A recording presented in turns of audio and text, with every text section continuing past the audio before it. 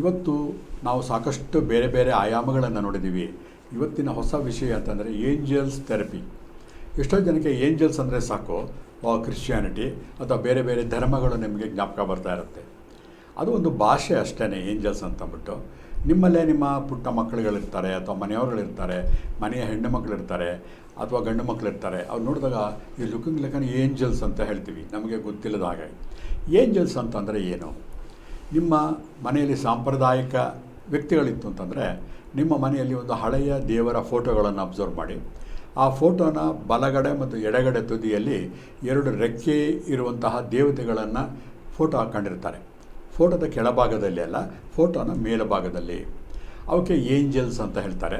ಕನ್ನಡದಲ್ಲಿ ಅಶ್ವಿನಿ ದೇವತೆಗಳು ಅಂತ ಹೇಳ್ತಾರೆ. ಏನದು ಅಶ್ವಿನಿ ದೇವತೆಗಳು, ಏಂಜಲ್ಸ್ ಅಂತಂದರೆ? ಯಾರೋ ಕೇಳ್ತಾರೆ, ಏಂಜಲ್ಸ್ ಫೋಟೋನ ಯಾತಕ್ಕೆ ಕೆಳಗಡೆ ಹಾಕೋದಿಲ್ಲ, ಮೇಲ್ಗಡೆ ಹಾಕುತ್ತಾರೆ? ಅದಕ್ಕೆ ಒಂದು ಪ್ರಶ್ನೆ ಒಬ್ಬರು ಕೇಳ್ತಾರೆ, ಏಂಜಲ್ಸ್ ಯಾತಕ್ಕೆ ಯಾವಾಗಲೂ ಫ್ಲೈ ಆಗ್ತಾ ಇರುತ್ತೆ, ಯಾವಾಗಲೂ ಹಾರಾಡ್ತಾ ಇರುತ್ತೆ, ರೆಕ್ಕೆ ಇರುತ್ತೆ, ಯಾಕೆ? ಎಷ್ಟೋ ಜನ ಭಾರಿ ತಲೆ ಕೆಡಿಸ್ಕೊಂಡ್ರು. ಒಂದು ಪುಟ್ಟ ಮಗು ಮುಗ್ಧವಾಗಿ ಉತ್ತರ ಕೊಡ್ತು, ಇಷ್ಟೇ, ಬಹಳ ಸುಲಭ. ಏಂಜಲ್ಸ್ ಯಾತಕ್ಕೆ ಹಾರಾಡ್ತಿರುತ್ತೆ ಅಂತಂದರೆ because they feel they are lighter. ನೋಡಿ ಎಷ್ಟು ಮಾರ್ಮಿಕವಾಗಿದೆ ಉತ್ತರ. ಯಾವಾಗ ಏಂಜಲ್ಸ್ಗಳು ನಾವು ಹಾರಾಡ್ತಾ ಇದ್ದೀವಿ ಇಂತಹ ಭಾವನೆಗಳನ್ನ ಇಟ್ಕೊಳುತ್ತವೋ ಅದಕ್ಕೋಸ್ಕರನೇ ಅದು ಮೇಲೆ ಇರುತ್ತೆ, ಅದು ಕೆಳಗಡೆ ಇರೋದಿಲ್ಲ.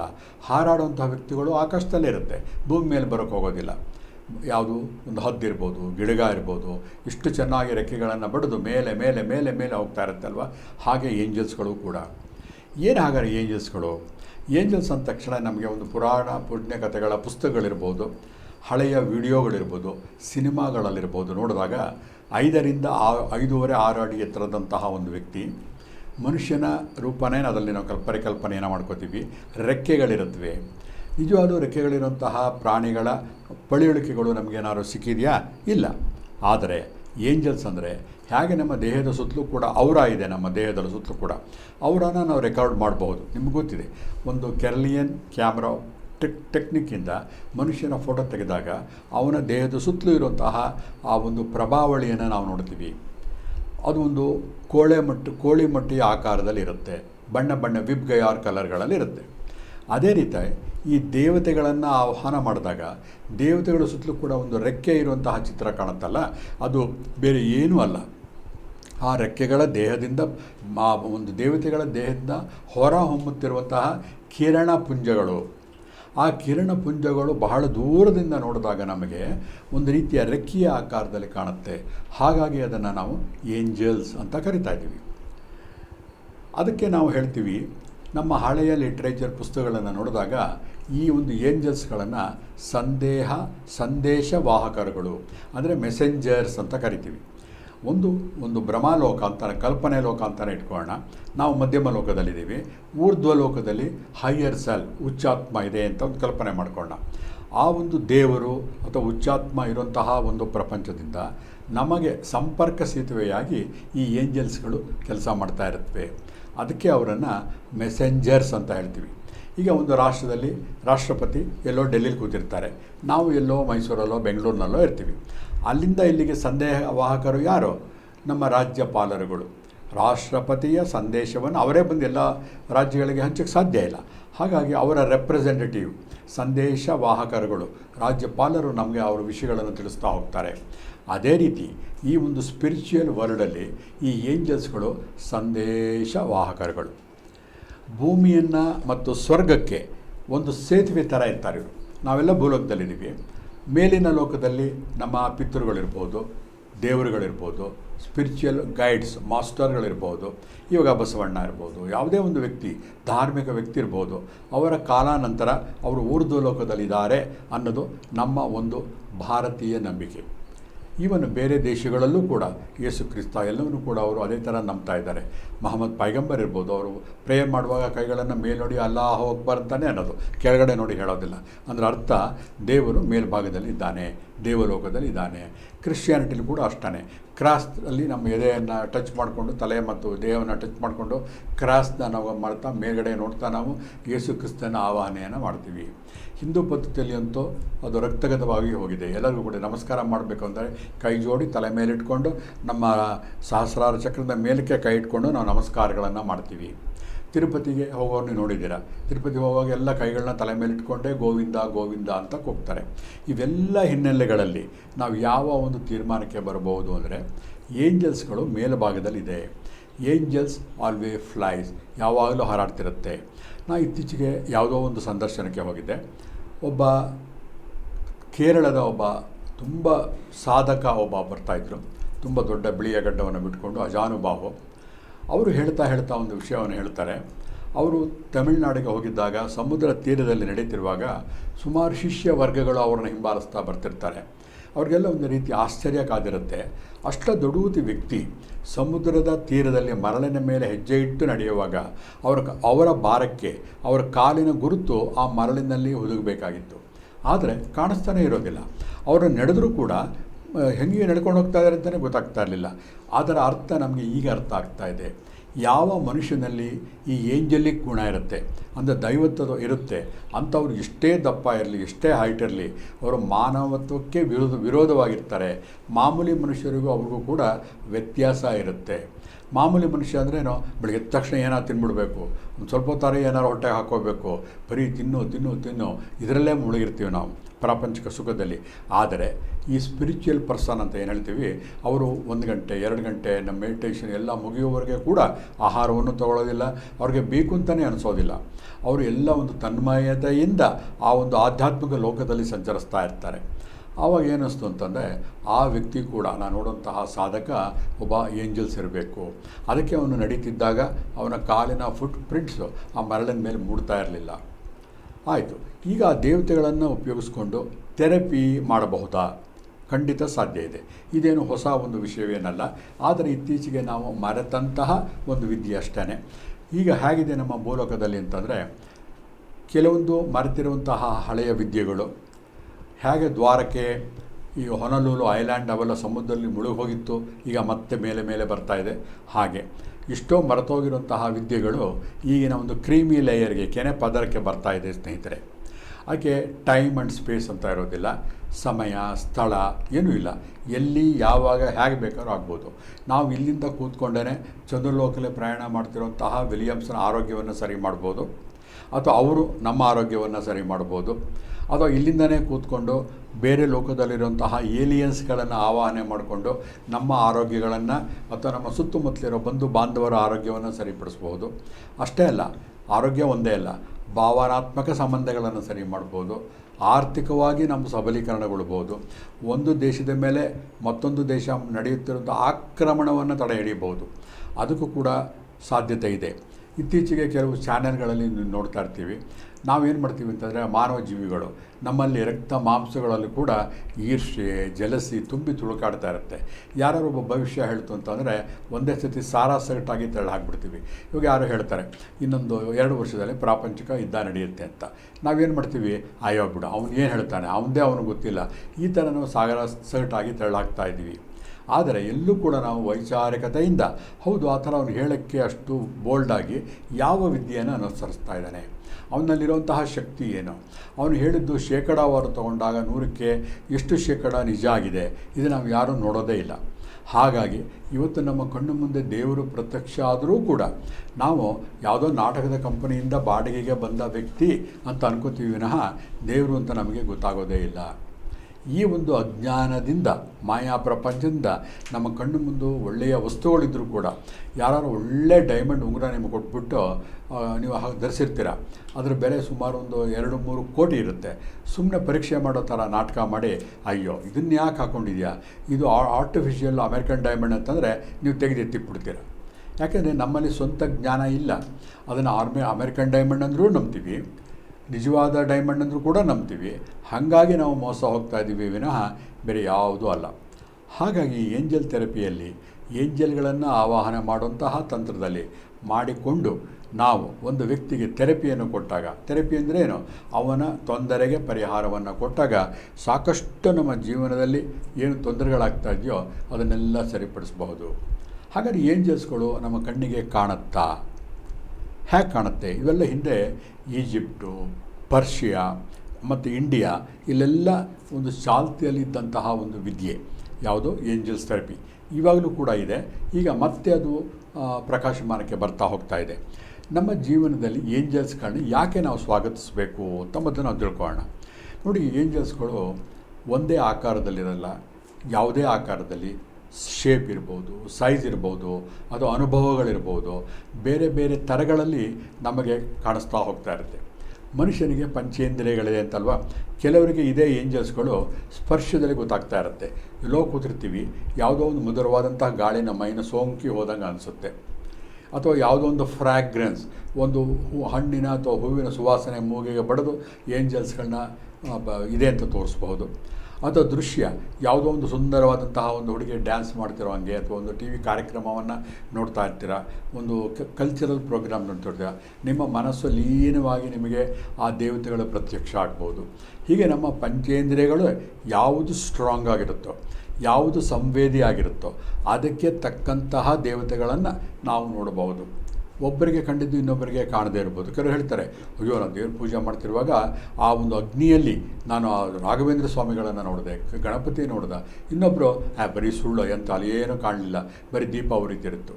ಹಾಗಾಗಿ ವಿಷಯ ಸುಳ್ಳಲ್ಲ, ಆದರೆ ಗ್ರಹಿಕೆ ಸುಳ್ಳು. ಒಬ್ಬೊಬ್ಬ ವ್ಯಕ್ತಿಗೆ ಒಂದೊಂದು ರೀತಿ ಅದು ಕಾಣಿಸ್ತಾ ಹೋಗ್ತಾ ಇರುತ್ತೆ.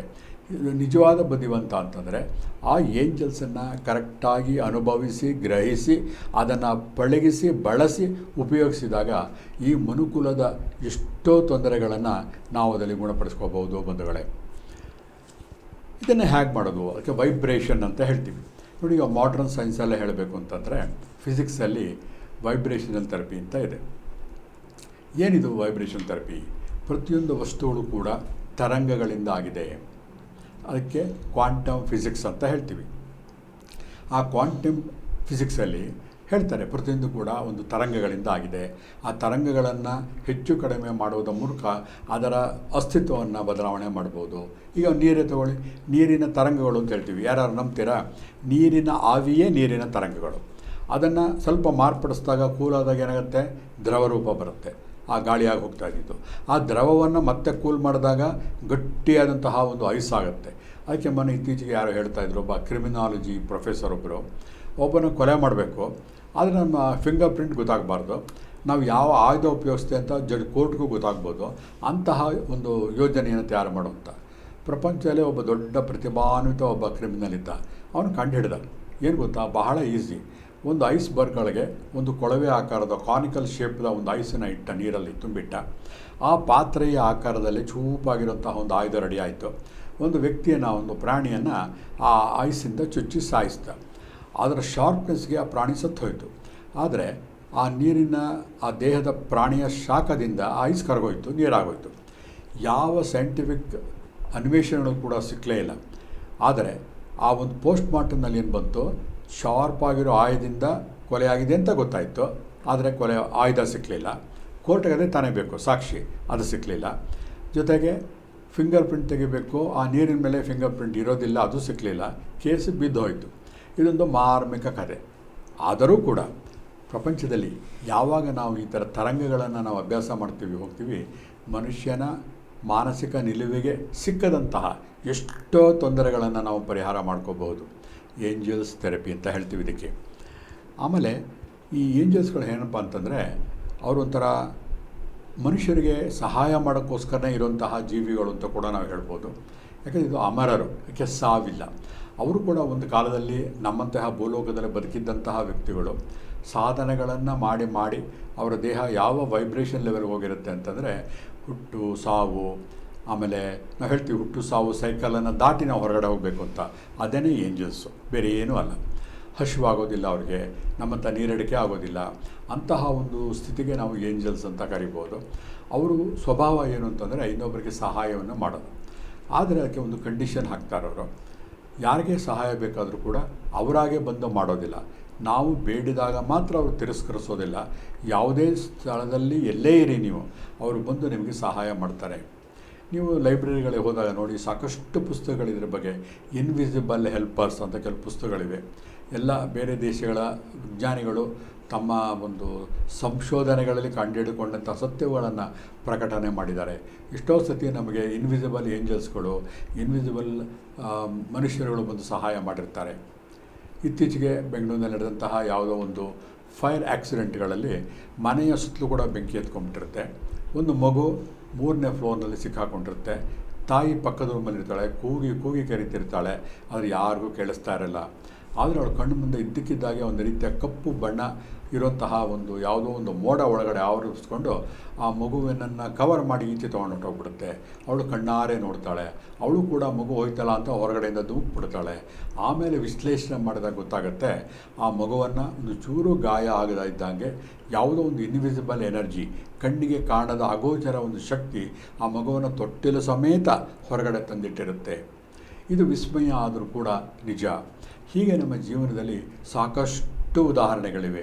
ತುಂಬ ಕ್ಲಿಷ್ಟಕರ ಪರಿಸ್ಥಿತಿಯಲ್ಲಿ ಒಂದು 200-300 ಅಡಿಯಿಂದ ಕೆಳಗೆ ಬಿದ್ದಂತಹ ವ್ಯಕ್ತಿಯನ್ನು ಕೂಡ ಈ ಅಗೋಚರ ವಿದ್ಯೆಗಳು ಅಥವಾ ಏಂಜಲ್ಸ್ಗಳು ಸಹಾಯ ಮಾಡಿ ಬದುಕಿ ಉಳಿಸಿವೆ. ಹಾಗಾದರೆ ಅಂತಹ ಒಂದು ಏಂಜಲ್ಸ್ಗಳ ಸಹಾಯವನ್ನು ನಾವು ಪಡಿಬಹುದಾ? ಖಂಡಿತ ಪಡಿಬೋದು. ಸಪ್ತರ್ಷಿ ಸಮರ್ಪಣ್ ಹೀಲಿಂಗ್ ಸೆಂಟರ್, ಬೆಂಗಳೂರು, ಬಸವೇಶ್ವರ ನಗರದಲ್ಲಿ ನಿಮಗೆ ಈ ಥೆರಪಿ ಕೂಡ ಲಭ್ಯವಿದೆ. ಆಶ್ಚರ್ಯ ಆಗ್ಬೋದು, ಇದು ನಿಜಾನಾ?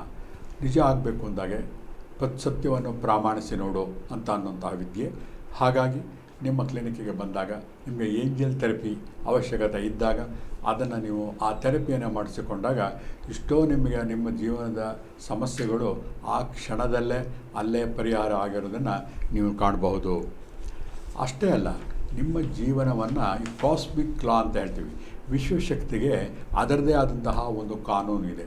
ಅದನ್ನು ಸರಿ ಮಾಡ್ಕೋಬೇಕು ಅಂತಂದರೆ ನಾವು ಈ ಏಂಜಲ್ಸ್ಗಳ ಮೊರೆ ಹೋಗಬೇಕು. ಯಾವಾಗ ನೀವು ಏಂಜಲ್ಸ್ಗಳ ಮೊರೆ ಹೋಗ್ತಿರೋ ನಿಮ್ಮ ಒಳಗಡೆ ಇರುವಂತಹ ಈ ಕೋಪ, ದುಃಖ, ದುಮ್ಮಾನಗಳೆಲ್ಲ ಬ್ಯಾಲೆನ್ಸ್ ಮಾಡ್ಕೊಳ್ಳೋಂತಹ ಒಂದು ಅಂತರ್ಗತ ಶಕ್ತಿ ನಿಮಗೆ ಬರ್ತಾ ಹೋಗ್ತಾ ಇರುತ್ತೆ. ಎಷ್ಟೋ ಸತಿ ನಮಗೆ ಗೊತ್ತಿಲ್ಲದೆ ಇದ್ದಂಗೆ ದೊಡ್ಡವ್ರ ಮಾತು ಕೇಳಲ್ಲ, ನಾವಾಗಿ ಕಲಿಯೋದಿಲ್ಲ, ನಮ್ಮಲ್ಲಿರುವಂತಹ ದುಡ್ಡು, ಹಣ, ಐಶ್ವರ್ಯಗಳು ನಮ್ಮನ್ನು ಅಧೋಗತಿಗೆ ತೊಳ್ಕೊಂಡು ಹೋಗ್ತಿರುತ್ತೆ. ಅಂಥ ಸಮಯದಲ್ಲಿ ಏಂಜಲ್ಸ್ ಥೆರಪಿ ನಮ್ಮ ಸಹಾಯಕ್ಕೆ ಬರ್ತಾ ಹೋಗ್ತಾ ಇರುತ್ತೆ. ಅದರಿಂದ ಹೇಗೆ ದೇವತೆಗಳು ಇದೆಯಾ? ನಮ್ಮ ಕಣ್ಣಿಗೆ ಕಾಣತ್ವಾ? ಖಂಡಿತ ಕಾಣುತ್ತೆ. ನಿಮಗೆ ಆವಾಗಲೇ ಹೇಳಿದೆ, ನಮ್ಮ ಪಂಚೇಂದ್ರಿಯಗಳ ಮೂಲಕ ಅದನ್ನು ಆಹ್ವಾನ ಮಾಡಿಕೊಂಡು ನೋಡ್ಬೋದು. ಈಗ ಯಾವುದೋ ಮನೆಗೆ ಹೋಗಿರ್ತೀರ, ಮನೆಯಲ್ಲಿ ನೀಟಾಗಿ ಇಟ್ಟಿರೋದಿಲ್ಲ, ಎಲ್ಲ ಪುಸ್ತಕಗಳನ್ನು ಎಲ್ಲ ಹರಡಿರ್ತಾರೆ. ಅದು ನೋಡಿದಾಗ ನಿಮ್ಗೆ ಏನೋ ಒಂಥರ ಅನಿಸುತ್ತೆ, ನಿಮ್ಮ ಮನೆ ಈ ಥರ ಎಲ್ಲ ಹುಚ್ಚುಚ್ಚಾಗಿ ಬಿಸಾಕಿದ್ದಾರೆ. ಅದೇ ಇನ್ನೊಂದು ಮನೆ ಹೋಗ್ತೀರಾ, ಎಲ್ಲವನ್ನು ಓರಣವಾಗಿಟ್ಟಿರ್ತಾರೆ, ಒಂದು ಕಡೆ ಕೂಡ ಧೂಳಿರೋದಿಲ್ಲ. ನೋಡಿದಾಗ ನಿಮ್ಮ ಮನಸ್ಸಲ್ಲಿ ಒಂದು ಪಾಸಿಟಿವ್ ಎನರ್ಜಿ ನಿಮ್ಮ ಮನಸ್ಸಲ್ಲಿ ಕ್ರಿಯೇಟ್ ಆಗುತ್ತೆ. ಅದನ್ನೇ ಏಂಜಲ್ಸ್ ಅಂತ ಹೇಳೋದು. ಏಂಜಲ್ಸ್ಗಳು ಬರೀ ಮನುಷ್ಯ ರೂಪದಲ್ಲೇ ಕಾಣಬೇಕು ಅಂತ ಇಲ್ಲ. ನಿಮ್ಮ ಅನುಭವಕ್ಕೆ ಹೇಗೆ ಬಿಸಿಯನ್ನು ಮುಟ್ಟೆ ನಾವು ಅನುಭವಿಸ್ಬೇಕಾಗಿಲ್ಲ, ಅದ್ರ ಶಾಖದಿಂದನೇ ಅಲ್ಲಿ ಬೆಂಕಿ ಇದೆ ಅಂತ ನಾವು ಹೇಗೆ ಪತ್ತೆ ಮಾಡ್ತೀವೋ ಹಾಗೆ ಏಂಜಲ್ಸ್ಗಳು ಕೂಡ ತುಂಬ ನೀಟಾಗಿರುವಂತಹ ಜಾಗ, ಹೈಜೆನಿಕ್ ಅಂತ ಹೇಳ್ತೀವಲ್ಲ, ಟೈಗರ್ ನೋಡಿ, ಟೈಗರ್ ಯಾವತ್ತೂ ಕೂಡ ಕೊಳೆಯಾಗಿರುವಂತಹ ಜಾಗದಲ್ಲಿ ಬದುಕೋಲ್ಲ. ತುಂಬ ಕ್ಲೀನಾಗಿರಬೇಕು, ನೀಟಾಗಿರಬೇಕು. ಕೆಸರಿನ ಮೇಲೆ ಕಾಲು ಕೂಡ ಇಡೋದಿಲ್ಲ ಟೈಗರ್ಗಳು. ಹಾಗೆ ಈ ಏಂಜಲ್ಸ್ಗಳು ಗಲೀಜಿರೋಂಥ, ಅದಕ್ಕೆ ನಮ್ಮ ಹಿಂದೂ ಸಂಪ್ರದಾಯದಲ್ಲಿ ಲಕ್ಷ್ಮಿಯನ್ನು ಅಲಕ್ಷ್ಮಿ ಅಂತ ಕರೀತಾರೆ. ಅಲಕ್ಷ್ಮಿ ಅಂತಂದರೆ ದಾರಿದ್ರ್ಯ ಲಕ್ಷ್ಮಿ ಅಂತ. ಯಾವ ಮನೆಯಲ್ಲಿ ದಾರಿದ್ರ್ಯ ತುಂಬಿಕೊಂಡಿರುತ್ತೋ ಅಲ್ಲಿ ಲಕ್ಷ್ಮಿ ವಾಸಸ್ಥಾನ ಮಾಡೋದಿಲ್ಲ ಅಂತ ಒಂದು ನಂಬಿಕೆ, ಪ್ರತೀತಿ ಇದೆ. ಹಾಗಾಗಿ ಇವತ್ತು ಕೂಡ ಅಷ್ಟೇ ಎಷ್ಟೋ ದಾರ್ಶನಿಕರುಗಳು, ಪ್ರವಚನಕಾರಗಳು ನೀಟಾಗಿ ಬಿಳಿಯ ಸಮವಸ್ತ್ರ ಹಾಕ್ಕೊಂಡಿರ್ತಾರೆ. ಒಂದು ಪಂಚೆ ಉಟ್ಕೊಂಡಿರುವಾಗಲೂ ಅಷ್ಟೇ ಭಾಳ ಕ್ಲೀನಾಗಿ ನೀಟಾಗಿರ್ತಾರೆ, ಕೊಳಕೊಳೆಯಾಗಿರೋದಿಲ್ಲ. ಎಲ್ಲಿ ನೈರ್ಮಲ್ಯತೆ ಇರುತ್ತೋ ಅಲ್ಲಿ ಈ ಏಂಜಲ್ಸ್ಗಳು ವಾಸಸ್ಥಾನ ಮಾಡುತ್ತವೆ. ಅಷ್ಟೇ ಅಲ್ಲ, ವೈಬ್ರೇಷನ್, ಆ ವೈಬ್ರೇಷನ್ಗಳನ್ನು ಹೇಗೆ ನಿಮಗೆ ಗೊತ್ತಾಗುತ್ತೆ ಅಂತಂದರೆ, ಮನೆಯಲ್ಲಿ ಘಂಟಾನಾದಗಳನ್ನು ಮಾಡುವಾಗ ವೈಬ್ರೇಷನಲ್ ಥೆರಪಿ ವರ್ಕ್ ಆಗುತ್ತೆ. ಇತ್ತೀಚೆಗೆ ಯೂಟ್ಯೂಬ್ಗಳಲ್ಲಿ ಕೂಡ ನೀವು ನೋಡಿದ್ದೀರಿ, ವೈಬ್ರೇಷನಲ್ ಬೌಲ್ ಅಂತ ಸಿಗುತ್ತೆ. ಒಂದು ಹಿತ್ತಾಳೆಯ ಅಥವಾ ಪಂಚಲೋಹದ ಒಂದು ಬೌಲ್ ಇರುತ್ತೆ, ಅದಕ್ಕೆ ಸುಮ್ಮನೆ ಟಚ್ ಕೊಟ್ಟಾಗ ಅದರಲ್ಲಿ ಝೇಂಕಾರ ಬರ್ತಾ ಹೋಗುತ್ತೆ. ಇದನ್ನು ಬೌದ್ಧ ಸಂಸ್ಕೃತಿಯಲ್ಲಿ ಬಹಳವಾಗಿ ಉಪಯೋಗಿಸ್ತಾರೆ. ವೈಬ್ರೇಷನಲ್ ಥೆರಪಿ ಅಂತಲೇ ಒಂದು ವಿದ್ಯೆ ಇದೆ. ಒಂದು ವ್ಯಕ್ತಿಯನ್ನು ಮಲಗಿಸಿ ಅವನ ಬೇರೆ ಬೇರೆ ಚಕ್ರಗಳ ಮೇಲೆ ಬೇರೆ ಬೇರೆ ಆಕಾರದ ಬೌಲ್ಗಳನ್ನು ಇಟ್ಟು ಬೇರೆ ಬೇರೆ ವೈಬ್ರೇಷನ್ಗಳನ್ನು ಕ್ರಿಯೇಟ್ ಮಾಡಿದಾಗ ಆ ವೈಬ್ರೇಷನ್ ನಮ್ಮ ದೇಹದ ಒಳಗಡೆ ವೈಬ್ರೇಟ್ ಆಗಿ ತರಂಗಗಳನ್ನು ಸೃಷ್ಟಿ ಮಾಡಿ ನಮ್ಮ ಎಷ್ಟೋ ತೊಂದರೆಗಳನ್ನು ಪರಿಹಾರ ಮಾಡಿರುವಂತಹ ಸಾಕಷ್ಟು ನಿದರ್ಶನಗಳಿವೆ. ಅದಕ್ಕೆ ವೈಬ್ರೇಷನಲ್ ಥೆರಪಿ ಅಂತ ಹೇಳ್ತೀವಿ. ಆಮೇಲೆ ನಮ್ಮ ಮನೆಯಲ್ಲಿ ಪಾಸಿಟಿವ್ ಏಂಜಲ್ಸ್ ಇದೆಯಾ ಅಂತ ಗೊತ್ತಾಗಬೇಕಾದಾಗ ಮೊದಲನೆಯ ಗುರುತು ಮನೆ ನೀಟಾಗಿದೆಯಾ ಅಂತ. ಯಾವುದೇ ವಿಷಯಗಳು, ವಸ್ತುಗಳನ್ನು ಅಲ್ಲಲ್ಲೇ ಬಿಸಾಕಿ ಹರಡಿದಾಗ ಅಲ್ಲಿ ಏಂಜಲ್ಸ್ಗಳು ಇಲ್ಲ ಅಂತ ಹೇಳ್ಬೋದು. ಆಮೇಲೆ ಸೆಕೆಂಡ್ ಹ್ಯಾಂಡ್ ಜ್ಯುವೆಲರೀಸ್. ಎಷ್ಟೋ ಸತಿ ಮನೆಗಳಲ್ಲಿ ಒಂದು ಸರ ಇರ್ಬೋದು, ಉಂಗುರ ಇರ್ಬೋದು, 5-6 ವರ್ಷಗಳು ಕೂಡ ಬಳಸದೇ ಎಲ್ಲೋ ಪೆಟ್ಟಿಗೆಯ ಮೂಲೆಯಲ್ಲಿ ಬಿದ್ದಿರುತ್ತೆ. ಅಲ್ಲಿ ನಾವು ಹೇಳ್ತೀವಿ, ಅಯ್ಯೋ ಹಾಗೆ ಬಿದ್ದಿತ್ತು ಅಂತಂದರೆ ದರಿದ್ರ ಸೇರ್ಕೊಳ್ಳುತ್ತೆ ಮನೆಯಲ್ಲಿ. ಅದೇನಲ್ಲ, ದರಿದ್ರ ಅನ್ನೋ ಪದ ಏಂಜಲ್ಸ್ಗಳು ಇಲ್ಲ ಅಂತ ಲೆಕ್ಕ. ಆ ಜಾಗದಲ್ಲಿ ಅದನ್ನು ತಿರ್ಗ ತೆಗೆದು ಒರೆಸಿ ಮತ್ತೆ ಇಟ್ಟಾಗ ಏಂಜಲ್ಸ್ಗಳಲ್ಲಿ ಹರಿದಾಡುತ್ತವೆ. ಹಳೆಯ ಕಾಲದ ಮನೆಗಳಲ್ಲಿ ಪ್ರತಿಯ ಒಂದು ಯುಗಾದಿ ಹಬ್ಬಕ್ಕೆ ಸುಣ್ಣ ಬಣ್ಣ ಮಾಡಿಸುವಂತಹ ಪರಿಪಾಠ ಒಂದು ಕಾಲದಲ್ಲಿತ್ತು.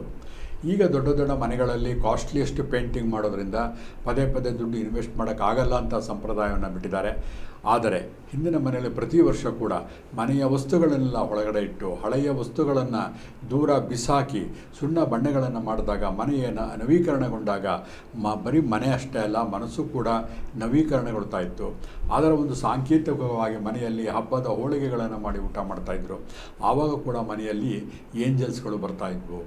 ಅಷ್ಟೇ ಅಲ್ಲ, ಇವತ್ತು ನಾವು ಬಹಳ ಅನುಭವಿಸ್ತಾ ಇರೋದು ಅಂತಂತಂದರೆ, ನಮಗೆ ಗೊತ್ತಿಲ್ಲದಿರೋಂತಹ, ನಾನು ಕಂಡುಕೊಂಡಿರೋಂತಹ ಒಂದು ಬಹಳ ಮೂಲಭೂತವಾದಂತಹ ರಿವರ್ಸ್ ಏಂಜಲ್ ಥೆರಪಿ ಯಾವುದು ಅಂತಂದರೆ ಬಟ್ಟೆಗಳು. ನಮ್ಮ ತಂದೆ ತಾಯಿಗಳು ಹಾಕ್ತಿದ್ದಂತಹ ಸೂಟ್ ಇರ್ಬೋದು, ಒಳ್ಳೊಳ್ಳೆ ಕಾಸ್ಟ್ಲಿಯೆಸ್ಟ್ ಬಟ್ಟೆಗಳಿರ್ಬೋದು, ಅವರ ಕಾಲ ನಂತರ ಅವರ ಗತಿಸಿದ ನಂತರ ಅದನ್ನು ನಾವು ಹಾಗೆ ಇಡ್ತಾ ಇದ್ದೀವಿ, ಅದನ್ನು ಉಪಯೋಗಿಸ್ತಾ ಇದ್ದೀವಿ. ಅವರು ವಸ್ತುಗಳನ್ನ ಉಪಯೋಗಿಸಿದಾಗ ಏನಾಗುತ್ತೆ, ನಮಗೇ ಗೊತ್ತಿಲ್ಲದಿದ್ದಂಗೆ ಆ ಗತಿಸಿದ ಆತ್ಮಗಳ ಒಂದು ಸಂಪರ್ಕ ಬಟ್ಟೆಗಳ ಮೇಲಿರುತ್ತೆ. ಇದು ವೈಜ್ಞಾನಿಕವಾಗಿ ಸಾಬೀತಾಗಿದೆ. ಯಾವ ಒಬ್ಬ ಮನುಷ್ಯನನ್ನು ನಾವು ಟಚ್ ಮಾಡಿದಾಗ DNA ಅದ್ರ ಮೇಲೆ ಇರುತ್ತೋ, ಎಷ್ಟೇ ವರ್ಷವಾದರೂ ಹೋಗೋದಿಲ್ವೋ, ಅದೇ ರೀತಿ ನಮ್ಮ ಗತಿಸಿದ ತಂದೆ ತಾಯಿಗಳ ಸಂಬಂಧಿಕರ DNA ಆ ಬಟ್ಟೆಗಳ ಮೇಲೆ ಇರುತ್ತೆ. ಅದನ್ನು ನಾವು ಬಿಸಿಲಿಗೆ ಒಣಗಿ ಹಾಕ್ತೇನೆ ಅಲ್ಲೇ ಮನೆಯಲ್ಲಿ ಇಟ್ಟಾಗ ಏನಾಗುತ್ತೆ, ಅದರ ಮೇಲೆ ನೆಗೆಟಿವ್ ಎನರ್ಜಿಗಳು ಫಾರಮ್ ಆಗಿರುತ್ತೆ. ಅದು ಪದೇ ಪದೇ ಅದೇ ಜಾಗದಲ್ಲಿ ಇದ್ದಾಗ ಮನೆಯಲ್ಲಿ ಒಬ್ಬರಾದ್ಮೇಲೆ ಒಬ್ಬರು ಕಾಯಿಲೆಗಳು ಬಿಡೋದು. ಎಷ್ಟೋ ಸತಿ ಶುಗರ್ ಇರೋದಿಲ್ಲ, BP ಇರೋದಿಲ್ಲ, ಏನೂ ಇರೋದಿಲ್ಲ, ದುಡ್ಡು ಕಾಸು ಎಲ್ಲ ಇರುತ್ತೆ, ಆದರೂ ಕೂಡ ಆರೋಗ್ಯವಾಗಿ ಸಮಸ್ಯೆಗಳನ್ನು ಉಂಟಾಗ್ತಾ ಇರುತ್ತೆ. ಆಮೇಲೆ ಗಂಡ ಹೆಂಡರ ಮಧ್ಯೆ ಜಗಳಗಳು ಉಂಟಾಗ್ತಾ ಇರುತ್ತೆ. ಮಕ್ಕಳುಗಳಿಗೆ ಮದುವೆ ಆಗ್ತಿರೋದಿಲ್ಲ. ನಮ್ಮ ಇತ್ತೀಚೆಗೆ ನಮ್ಮ ಸ್ನೇಹಿತರೊಬ್ಬನ ಮಗ ಕೆನಡಾದಲ್ಲಿ ಓದ್ತಾ ಇದ್ದಾನೆ. ಏನೇ ಆದರೂ ಕೂಡ ಅವನಿಗೆ ಹೆಣ್ಣು ಸಿಗ್ತಾನೇ ಇಲ್ಲ. ಚೆನ್ನಾಗಿದ್ದಾನೆ, ದುಡ್ಡಿದೆ, ಎಜುಕೇಷನ್ ಇದೆ, ಎಲ್ಲ ಇದೆ. ಇವೆಲ್ಲ ನೋಡಿದಾಗ ಏನಂತೆ, ಏಂಜಲ್ ಥೆರಪಿಯ ಅವಶ್ಯಕತೆ ನಿಮಗೆ ಗೊತ್ತಾಗ್ತಾ ಇದೆ. ಹಾಗಾಗಿ ಸಮಯ ಸಿಕ್ಕಾಗ ನಮ್ಮ ಸಪ್ತರ್ಷಿ ಸಮಪಾಲ್ ಹೀಲಿಂಗ್ ಸೆಂಟರ್ಗೆ ಅಪಾಯಿಂಟ್ಮೆಂಟ್ ತೊಗೊಂಡು ನೀವು ಬಂದಾಗ ಅದರ ಒಂದು ಫಲವನ್ನು ನೀವು ಖಂಡಿತ ಆಸ್ವಾದನೆಯನ್ನು ಮಾಡುತ್ತಾ ಇದೆ ಅಂತ ಹೇಳಿ ಇವತ್ತಿನ ಕಾರ್ಯಕ್ರಮವನ್ನು ಮುಗಿಸ್ತಾ ಇದ್ದೀನಿ.